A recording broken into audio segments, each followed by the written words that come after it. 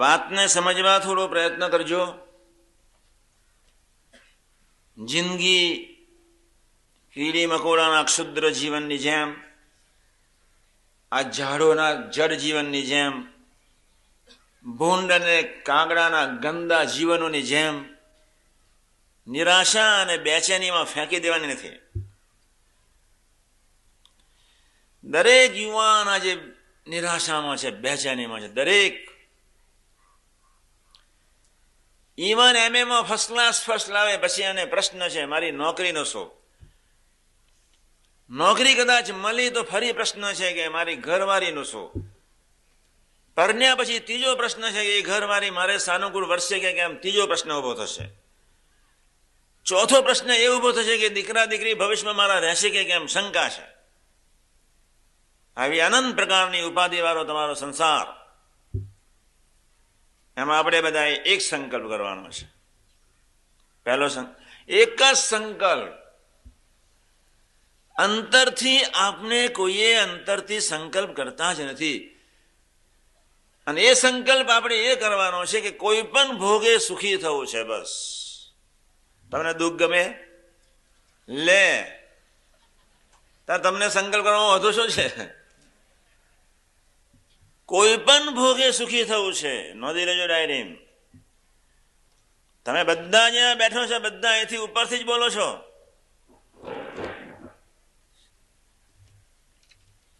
Einstein એની લેબોરેટરીમાં પ્રયોગ કરી રહ્યા હતા.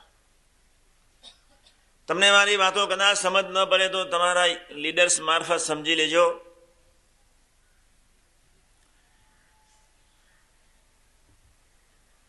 આઇન્સ્ટાઈને એના આસિસ્ટન્ટ વૈજ્ઞાનિકને કહ્યું કે જ્યાં સુધી મારે તને કંઈ કહેવું પડે છે ત્યાં સુધી તારા અંતરમાં ગરબડ છે. હું ધીમે ધીમે સમજાવું છું.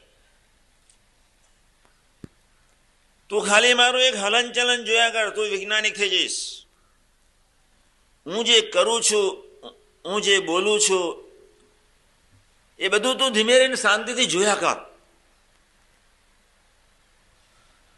6 મહિના પહેલા એને વાત કરી, પરિણામ ના આવ્યું. ફરી 6 મહિના પછી એને કહ્યું કે મારે જોઈએ એવું એનું જોઈએ છે એવું રિઝલ્ટ હજુ સુધી નથી આવ્યું.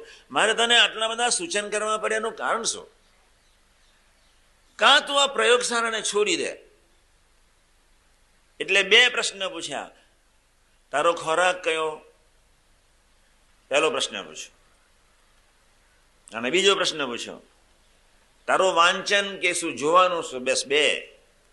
તું શું ખાઉં છું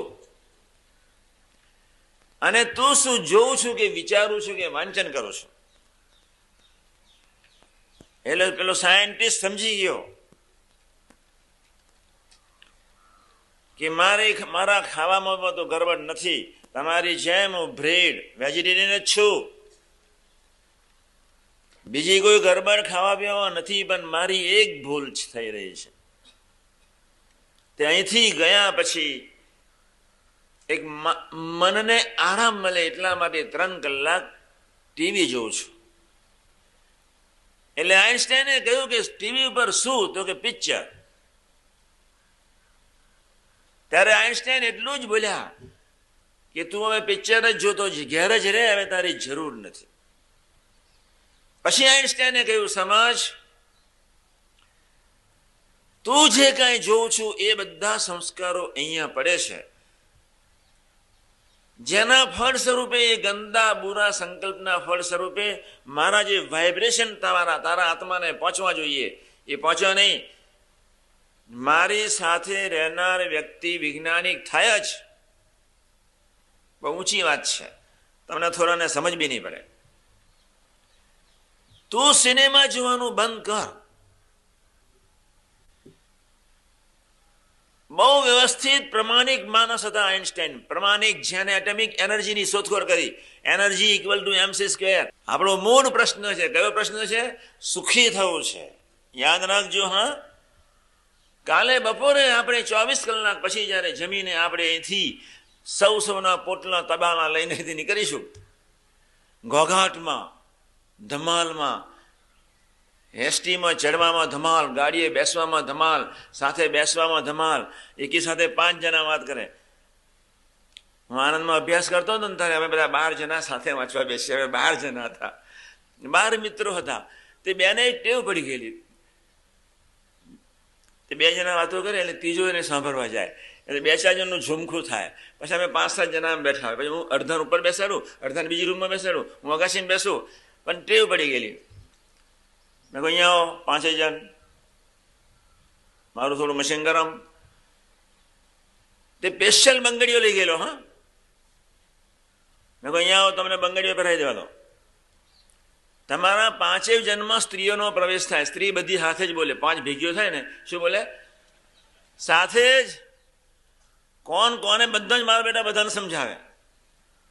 એક તો એકલી બોલે જ નહીં. તમે અનુભવ તો કરજો. બિચારી એકલી હોય ને તમને રૂમમાં તો એકલી, એ તો બરોબર છે, પણ 2 ભેગા થાય એટલે બધા સાથે જ બોલે. મેં કહ્યું તમને બંગડીઓ પહેરાવવાની જરૂર છે. 3 કલાક વાંચવાનું એટલે વાંચવાનું. બેટર સ્કૂલ છોડી દો, મજૂરી શરૂ કરો, ગધેડા ચારવાનું શરૂ કરો, કુલી બની જાઓ, જિંદગીનો સમય નહીં બગાડો. એમ આજે હું તમને એ વાત કરું છું. આઈન્સ્ટાઈન એટલો બધો હોશિયાર માણસ પેલાને તરત જ પકડી પાડ્યો કે તારા જીવનમાં કોઈ ગડબડ છે. આપને ખરેખર સુખી થવું હોય તો આહાર વિહાર ચોખ્ખો રાખવો પડે જ. આપણા જીવનમાં દિવેલિયું ડાચું ન જોઈએ. આપણા જીવનમાં હતાશા નિરાશા ના જોઈએ. આપણા જીવનમાં એક ધારો ઉમંગ જોઈએ. આપણા જીવનમાં ઘડપણ ક્યારેય ન જોઈએ. મરવું જ નથી. સમજાવવાનું છું રાત્રે. અત્યારે તો 20 જ મિનિટ છે, 3 કલાકે આપણે પૂરું કરવું છે. કેટલા કલાકે? તમે બધા લઘુ કરવા ના ઉઠ્યા, ધન્યવાદ ને. 3 કલાક સુધી કોઈએ ઊભું લઘુ કરવા નહીં ઊભું થવાનું. આ વળી તમે આજે નિયમ પાડ્યો, તમે તો સાવ અડધા નવા છો. હજુ અમારા બધા આગળ બેસનારા મારા બેટા નહીં પાડતા. તો હમણાં ટ્રેનિંગ આપવાની છે. તમારા પહેલા આ લોકોને ટ્રેનિંગ આપવાની છે. વચ્ચે કીર્તન એટલે જ નથી રાખ્યું. જો કીર્તન રાખવું એટલે જય સ્વામિનારાયણ. લઘુ લાગ્યું હોય ડાયાબિટીસ વાળો તો જાય જ, બરોબર છે, પણ જેને ન લઘુ લાગે એ ફ્રેશ થવા બહાર જાય, એની પાછળ બીજા 2 જાય, પછી એને બધાને એરેન્જમેન્ટ કરતા બીજો 1.5 કલાક થાય. એટલે મેં ગોઠાઈ છે કે હું 3 કલાકની સંપૂર્ણ સેશન, 9 વાગે શરૂ, 12 વાગે જય સ્વામિનારાયણ એક્ઝેક્ટ બંધ. પણ લઘુ કરવા નહીં જ ઊભું થવાનું. આપણે શું ધરવાના છીએ? આ ડાયાબિટીસ વાળો હોય એને લઘુ કરવા જવું પડે. એને કલાકે 2 કલાકે બિચારાએ જવું પડે.